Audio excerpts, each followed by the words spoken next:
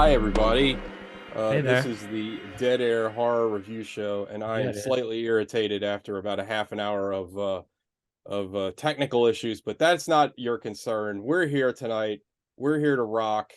It's almost the end of Pride, but we're proud of being horror boys, uh, possibly on the spectrum. um, and we watched The Devil's Candy, which sounds delicious, but turns out is murdered children, which is not Bit delicious. tart. It's bit tart. This film Chris recommended, well, Well, Chris I wouldn't say I recommended. Suggested. suggested. This is by, and neither one of us knew this when Chris suggested it.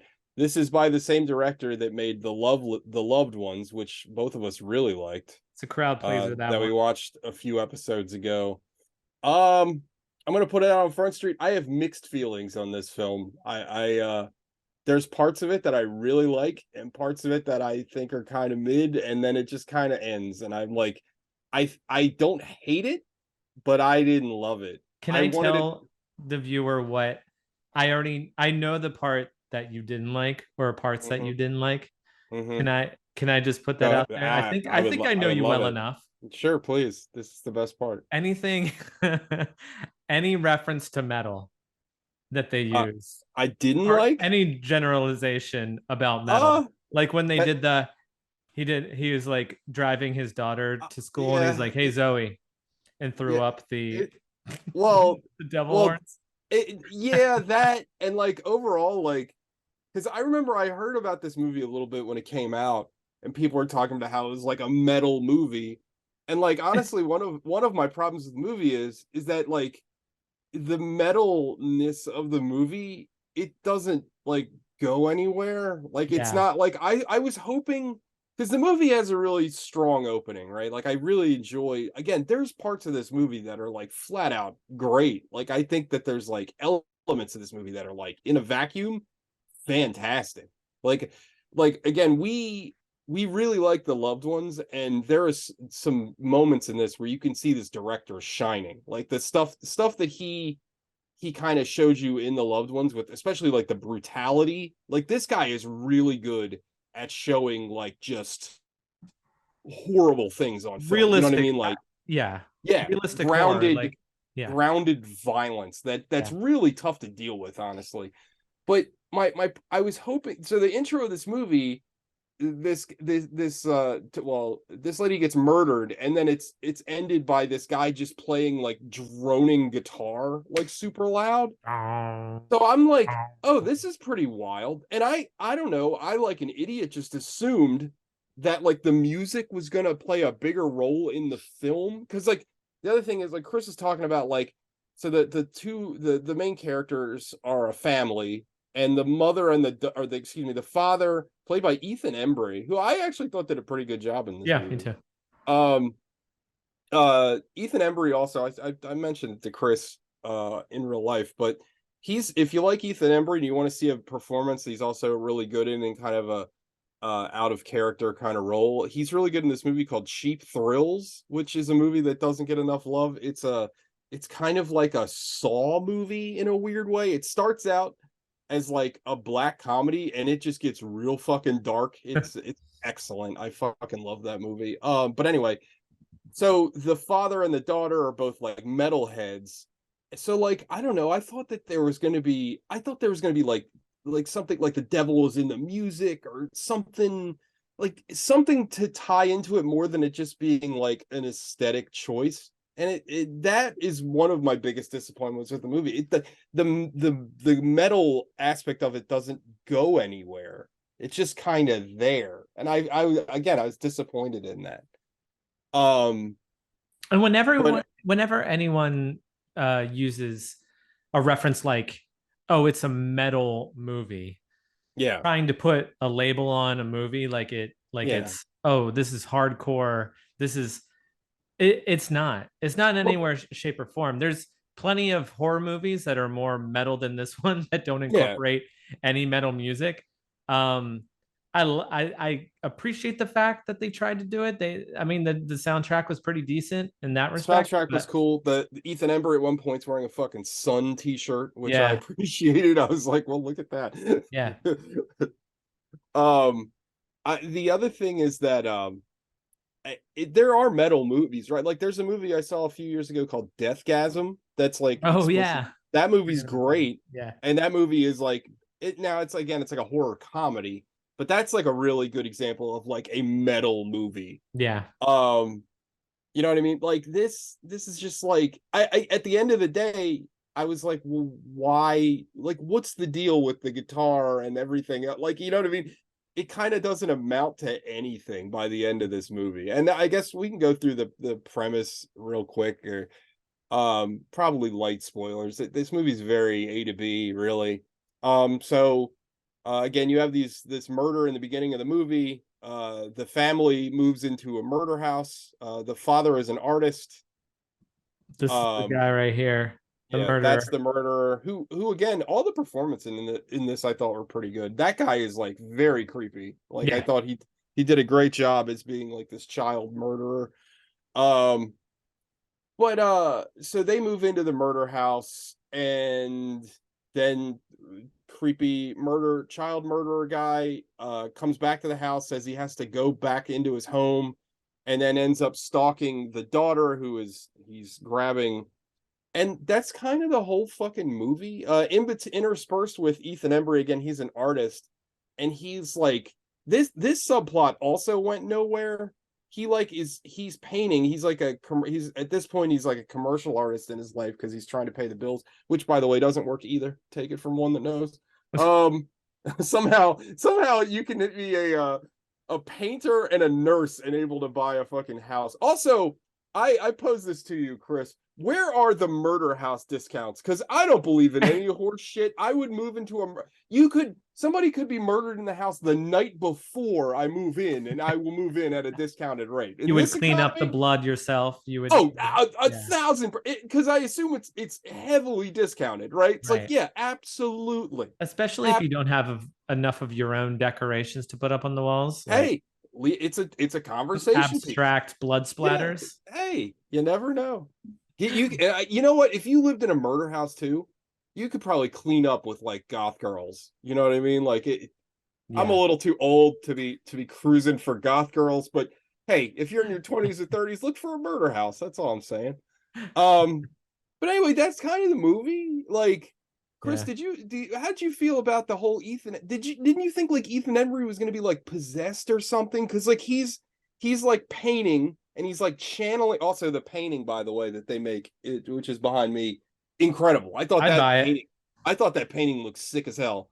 Yeah, Um, but didn't you think like because he's like channeling, like he like basically blacks out when he paints, and then like when he awakes, like it's this horrendous looking painting with like all these children like on fire and dying in it. yeah. He loses all sense of space and time, and But just like blacks but out, and but then again, that's nothing. Ultimately, that's nothing. Like nothing happens. Like wow, how is it really? that's Jesus Christ. almost that seems impossible. That Yeah, we're down to 10 minutes, but we can make it work. yeah, we'll make it work. Um, so I was wondering, like, while I was watching it, I was a little confused because this character, the murderer, he seemingly like started experiencing Oh, these this part of the hallucinations. movie, yeah, Like, I already know where you're going with this. Yeah. well, he starts hearing voices, so he's got to drown them out with the guitar. Is he the only one experiencing this, or is it because of the house that he's experiencing Right. this? They don't They don't really go into explain it, that. but then Yeah. he leaves the house, moves away for however long, they don't say, still experiencing these auditory hallucinations. Also, it's absolutely ridiculous that this guy would be put back in society unsupervised. Like Right. that's another problem I have with this movie.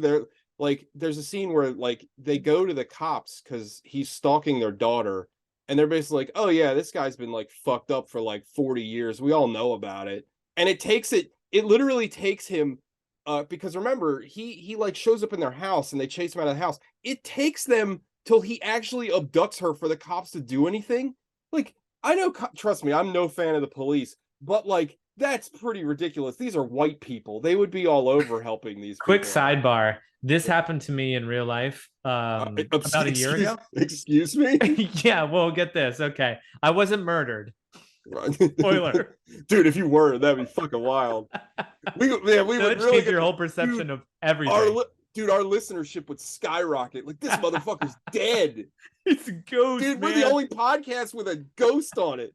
Oh man, dude, we'd be getting all the fucking Dollar Shave Club sponsorships then. That could be a whole different episode. Chris the Ghost. Anyway, so I was in Connecticut, small little rural town, quiet town, sleeper town, charging my electronic vehicle next to a church parking lot. Okay. And I'm just sitting in my car. I hear screaming.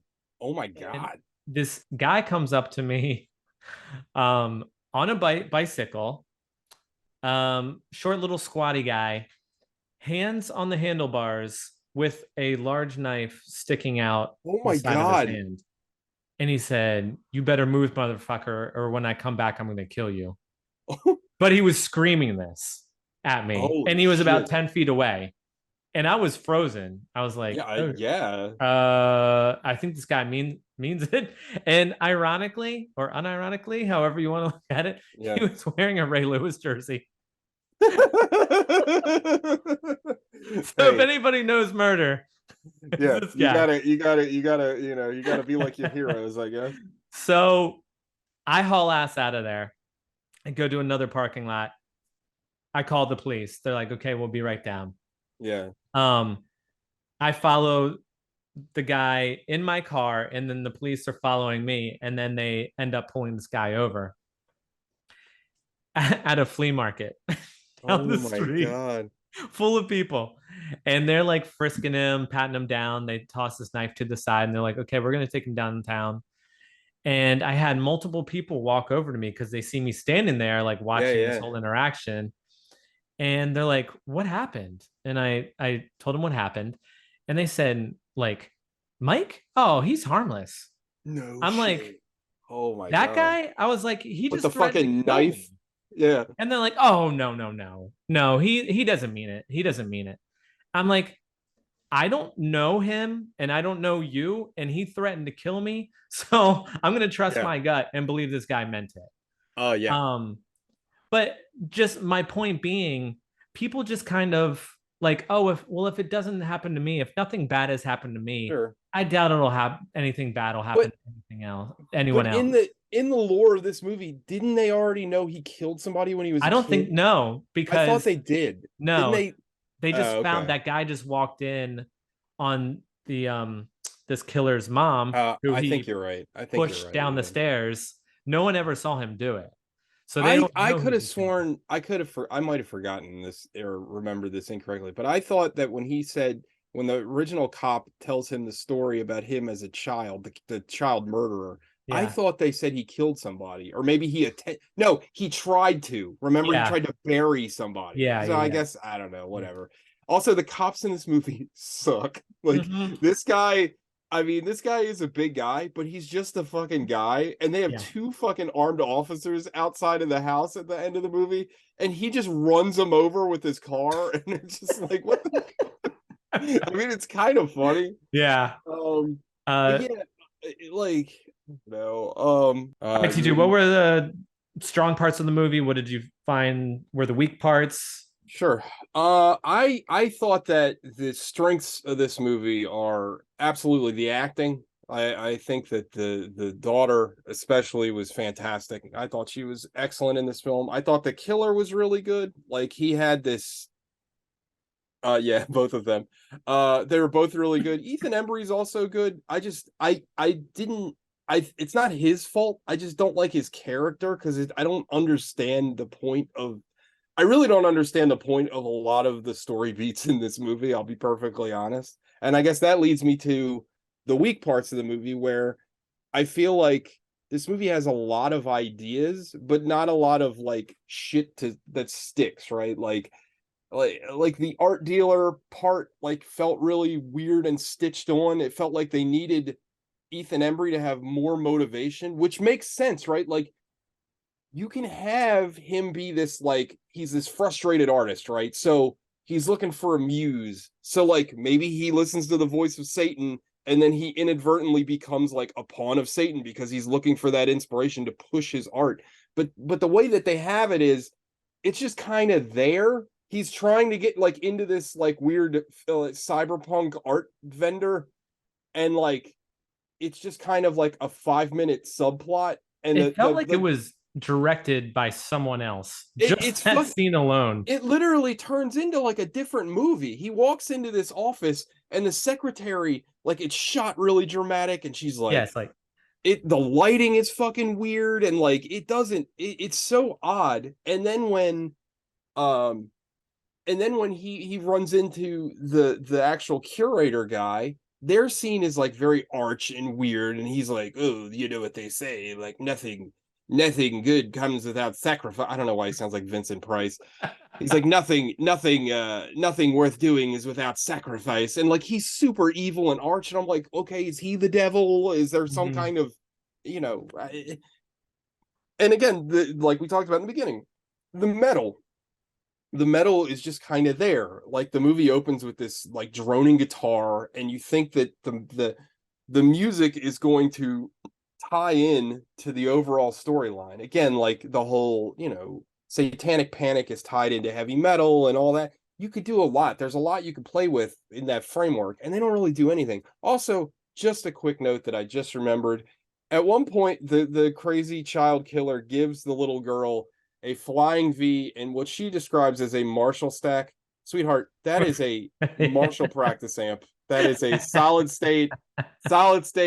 25 watt They really fucking needed an practice amp. expert, not even an expert, anyone who plays guitar Yeah, on that set.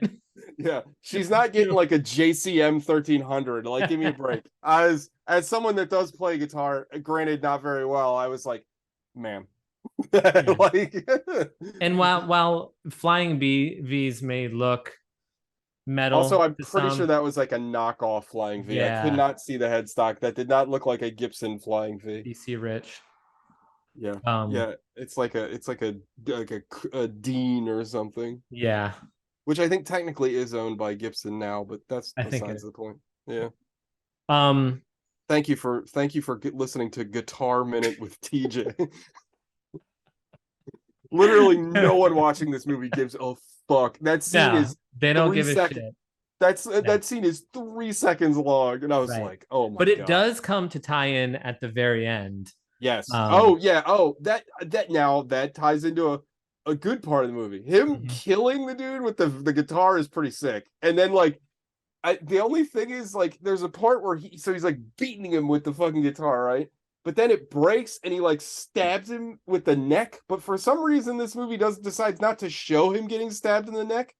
For a movie that's Yeah. so violent, I thought that was an odd thing to omit. But anyway. So How do you about think you? this guy, the murderer, behind me, do you think is there any part of you that thinks that he might have been the devil? I don't know. I'm just trying to think of I don't know. No, because then why is Ethan Embry like why does he hear things? Why is that like a yeah, what's that that doesn't make that much Ouija sense. board thing where like everybody like because you want it to happen, it happens like Yeah. I I don't know. Maybe The I don't way know. his Again, eyes glowed at the end. Do you remember when he was like yeah. coming through Yeah. the fires? Like he looked like he was either possessed or could Right. have been a demon. Yeah, well, Um, there's a scene right before that kind of frustrated me where, and I thought something cool was gonna happen and it didn't. Where he grabs so he's in the little girl's room, the whole fucking house is on fire, and he's like, there, do you see him? And they yeah, cut and they don't show anything. They just have fire. I was like, it's kind of disappointing. I Like know. I would have liked literally anything other than just fire. So to your point there, I think what the movie is trying to tell you, possibly, I don't know. Again, the movie is very confused with where it wants to go and where it wants to take you. But I think that the movie is trying to tell you that maybe it is all in his head, but again, then it's a It, shared delusion. I don't understand. yeah, but they had never even met each other before. Ethan Embry's character And and this Ethan guy. Embry, besides knowing that there was a murder in the house, didn't know that there's any like satanic connection to the whole thing. Oh, Yeah. until he saw the black goat. Yes. Yeah. The Black black goat goat. baby. Yeah. Um, That's a telltale sign you got a demon amongst you. it's so funny that goats do that because they're so cute. They No. fall over sometimes, they faint. They're Oh, fainting adorable. goats. They're adorable, and they Mm. sound crazy. They have those like crazy voices. They sound like people. They're like, They love ah, they love ah. yoga. Yeah, goats are awesome. I love goats. Um, yeah, I don't know, man. Like I said it before, but like there's so much going on in this movie that works. It's just frustrating that there is. I feel like they put so much care into everything but the script. Because like again, like everyone's doing a great job. I don't think there's not a bad performance in this whole movie. I thought that the movie and is dripping with atmosphere and it's very tense. But like at the end of the day, when you just look at it from a pure story point of view, there's not much story to this movie, and Yeah. you don't necessarily like the loved ones didn't have a big story, right? But like it overcame that with great performances, and it's like over before you know it, and Yeah. it's like very A to B. Like there's the only thing that's a little out there is the whole like the dolls or whatever that she's cultivated in the cellar. But again, that's like a 2-second thing, and it's something that the movie explains Yeah. like very briefly. This movie, like I like movies being like abstract and like weird, but like again, you got to do a little bit more in this one because you're playing around with like a lot of stuff in this movie, and it's like you could have just pared it down. You really could have just made it a lot simpler, and I think I Yeah. would it would have been a better movie And for it. played to the director's strengths. I mean, if you look at Sean Byrne's first film, the Loved Ones, he almost did everything right. Why Everything, he yeah. didn't why he didn't apply that to this movie? Did he write this too? I Yeah, didn't he look. did. Yeah, that's a shame. Yeah. Um, but there's still a lot of good elements here. If yeah, I know. If he just would have whittled it This down. this is a classic like needs a second draft movie. Like this Yeah. screenplay needed like a second draft because again he's scratching at something here. There's something here. There's a lot of ideas, but there is something underneath the surface of this. It's not quite there. It's not quite done. You know what I mean? It's a Yeah. little undercooked, as they say. It feels raw when you're watching it. It's like, Yeah. all right, this is kind of cool, but can't wait to see where it goes. And then And it's it yeah, there's no real payoff. And then like the movie tries to do. I hate when movies do this, but like sometimes when movies kind of faltered with their plotting, they end on like this kind of ominous note, and it gives you the illusion that maybe there's something to go back to watch this movie for that you missed. But like the final scene where Ethan Embry is like, I don't know, he like is attuned to the demonic force, and then he finds what I assume is the dead bodies in the front of the house. But like really, like what the fuck was that for? Like why? tell So me he like, didn't look at like Jesus at the end of that film. oh, he looked like Jesus the You- whole time. Yeah. He also was wearing a T-shirt with like a Charles Bukowski quote that I always liked. It's find what you love and let it kill you, which is a fun quote. I mean, Um, that's just another example of Sean Byrne. He's totally in tune with what you and I are probably love in mhm. terms of music, Oh reading, yeah, writing, what have you. Why didn't it come across it in didn't this work. movie? Yeah, I don't know. it just didn't work. You can make your like again like if I had to give any kind of criticism and or advice, and Lord knows I'm not a screenwriter, but like you need to just pick one lane and go there. Like if you want to Yeah. make it a satanic metal movie, then like just do that. If you want to make it some kind of weird like haunted house, like the house is possessed, like Shining kind of thing, then just do that. If you wanted to make it this weird like secret society Satanist cult thing, because that is kind of in a weird way, that's kind of what the art dealer felt like. Because, like, again, like tonally, everything involved with the art people is so much different than the rest of this movie. So, like, that's another thread. I Pick feel like we're gonna one. get a director's cut here. I feel like there's something off where I something wouldn't may be have surprised. happened in the edit bay where they're like, you know what, for time, for continuity, for whatever reason, we have to cut it this way. Yeah, That doesn't make sense, but we got to cut it down. I wouldn't be surprised if there's like 40 more minutes somewhere in this movie because Yeah. you're right about that. You hit the nail on the head on that one. It seems like there should be more. Um, but anyway, so do we want to give this a score? Let's score it. So this is like a 6.5 for me, maybe closer to like 5. This is like I hate to say it because I do really like this guy's work. You And hate again, 5 scores. I know well, you yeah, hate, because yeah. because and I told you this, because 5 to me is the worst score you can get because it didn't make an impact on you. Like this is a movie, unfortunately, I'm just gonna forget about. Yep. Whereas like a 1, like the Winnie the Pooh movie, I'll never forget about that fucking movie. It's horrible. One of the worst things I've ever seen, but I'll never forget that movie. And like obviously like a 10, I'm not gonna forget a 10. But to be like right in the middle, like this is a movie that's very forgettable. I can understand why, like I heard little rumblings of this movie when it came out, but then it kind of went away, and I can see why. Yeah. It's just kind of, again, like, and not to diminish anybody's work on this movie because again, there's a lot of good in here. It's not bad. This movie is, again, in the middle, but it's not horrible. It's certainly not horrible, and I didn't have a bad time watching it. I was just kind of confused throughout the movie because I, again, like you just said, I'm kind of waiting for a payoff the whole movie. And Yeah. I'm like, every time they introduce a new element, I'm like, okay, what are we going to do with this? And then sadly, you don't do anything with it.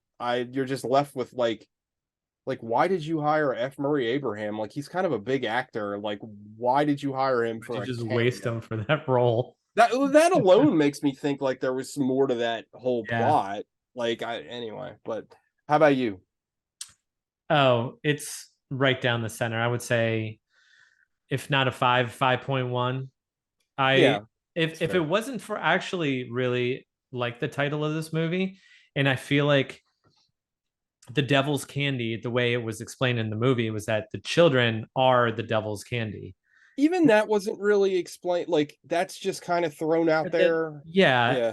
it's either something, another auditory hallucination, or something that, I don't know, this weirdo fantasizes about or thinks about. But the idea that the devil has a sweet tooth for children, Yeah.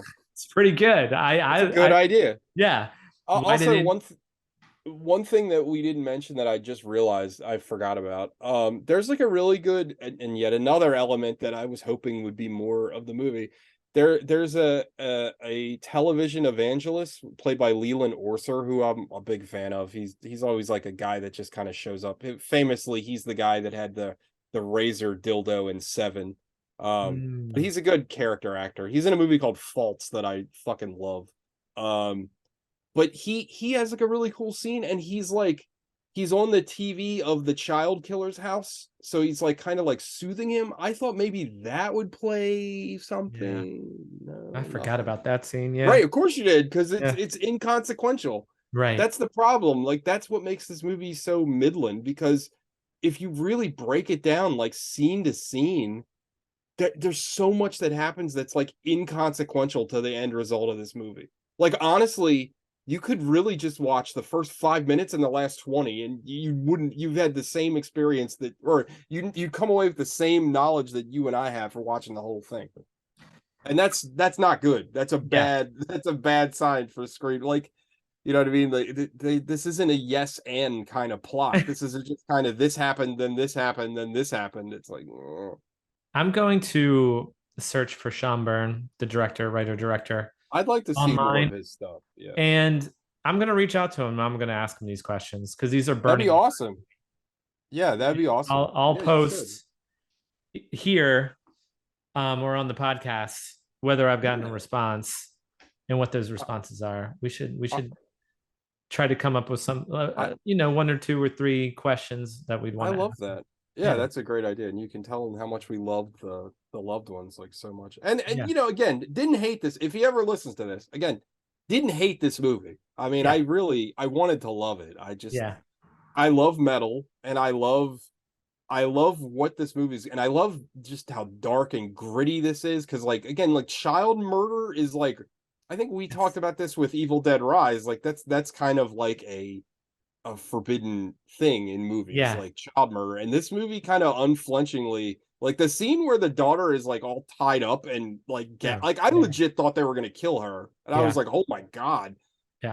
Um, And when he got the young boy on the swing, that scene, that oh my god, I'm so glad you brought that up before we wrapped up. That scene was so fucking good. That yeah, scene, like, and that happens like early on in the movie. I'm like, oh man, like, because also like they do the fake out thing where you think he's gonna go after, because there's like two kids in a playground, and the one older kid like goes after his dog in the woods, but you see the child murderer with a rock. I thought he was going after that's what the I older thought. brother.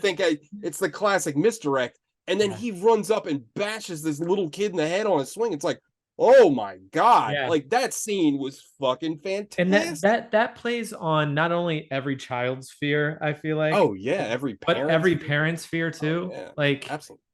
I mean, And nailed it. give give me more of that, because Yeah. that shit was fucking fantastic. That Yeah. was like edge of my seat. Like, oh my god. That's why I think Um, this guy really shined. Whatever scene he he was was great. in, he was freaky as hell. Like he Yeah, scared me. He legit scared me because he's a wild card. You didn't know yeah. what you were getting with that guy. He was absolutely terrifying.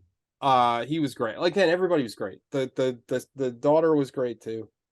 All right. Well, I have a we were talking about endings, so I have a suggestion for next week's show. Okay. Let's hear Have it. you seen the movie Kill List No. by Ben Wheatley? All right. No. I'm not going to say anything else about it. Kill Uh, list. Is it new? it's not new. It came out in like 2009, I think. It's already Okay. on the Plex, but Got it. it's really good. And again, I'm not going to say anything about it because you're going to start watching it and you'll be like, this isn't quite a horror movie. Just wait. Okay. Just wait. One of the best endings I think I've ever seen. And it's Wow. awesome. I don't want to oversell it. I'll just go out on Front Street. I already love the movie, but I think it's a movie that doesn't get talked enough about. Ben Wheatley is a great director that doesn't get talked enough about. For some reason, Ben Wheatley is directing the Meg 2, but Oh no. I guess he needs a paycheck. He's made a lot of movies, but like hasn't made a lot of money. So Yeah. he made a movie called A Field in England, which I think is a fucking masterpiece, but like I think five people have seen it. So All right. So but next week, anyway, that's what we're doing. Kill List, yes. Kill list. Got it. I think you'll like it. I think if I just all this talk of endings, I was like, we need one that has like a satisfying ending. I Yeah. think that movie that is what that movie is known for. So, Okay. Great. and again, not gonna say don't look it up. Don't just go in cold. Like Okay. that's the best way to watch that movie. Like I'm so glad that I watched it like this, because like everything about the movie on the outside kind of sucks. Like the poster for it sucks. The intro is like you're like, what is this? Is this some kind of like movie about couples? Like it's very odd. But yeah, just anyway. All right. All right, that's the show. That's it for this one. I mean, we had to do this one in two parts. It Yeah, deserved it. this is a two-parter because for some reason our recording cut us off. But you probably won't hear any of this at home. Chris is probably gonna edit all this part out. So. I'm leaving all this shit in because the less editing I have to do, the better. Yeah, I understand how that goes. Trust me. Someone that edits a show every week. I was like, yeah, whatever. Just hopefully there's no slurs. No slurs. Yes, they're all beeped out just like you had requested, or added in to make me look better. Right? You like dub my voice with AI. You're like, damn, TJ's racist arc is really something. No All one's right, listening. everybody. All right. Bye-bye. Bye, Bye. Chris.